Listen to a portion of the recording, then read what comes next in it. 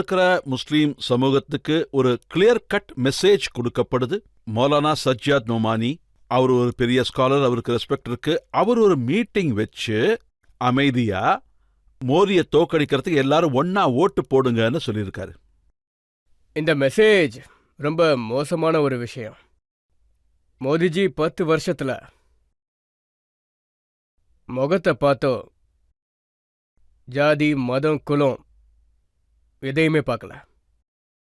சப்கா சாத் சப்கா விகாஸ்ன்ற விஷயத்தை பேஸ் பண்ணி வளர்ச்சியை கொண்டு வந்திருக்காரு, ஏழைகளுக்கு நல்ல வாழ்க்கையவும் கொடுத்துருக்காரு. ஆனா சில பேர் எல்லாரோட மனசையும் தவறா மாத்தணும்னு ஆசைப்படுறாங்க. பிற முல்லாக்கள், மோல்விகள், எனக்கு தெரிஞ்ச வரைக்கும் அவங்க எல்லாரும் வாழ்க்கை முழுக்க லுங்கி கட்டிக்கிட்டு ஓடிக்கிட்டே இருக்கணும்னு தான் நினைக்கிறாங்க. அவங்க ஆளுங்க யாரும் ஒரு ஏபிஜே அப்துல் கலாம் ஆகணும், ஒரு விஞ்ஞானி ஆகணும்னு ஆசைப்பட்டதே இல்லை.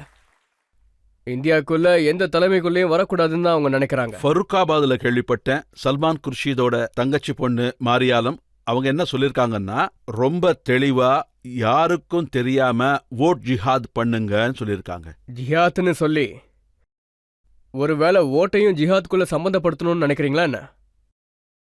அப்போ அந்த ஓட் மூலியமா உங்களுக்கு சொர்க்கம் கிடைக்காது, நரகம் தான் கிடைக்க போகுது. அதோட நான் இன்னொரு விஷயமும் சொல்ல ஆசைப்படுறேன்.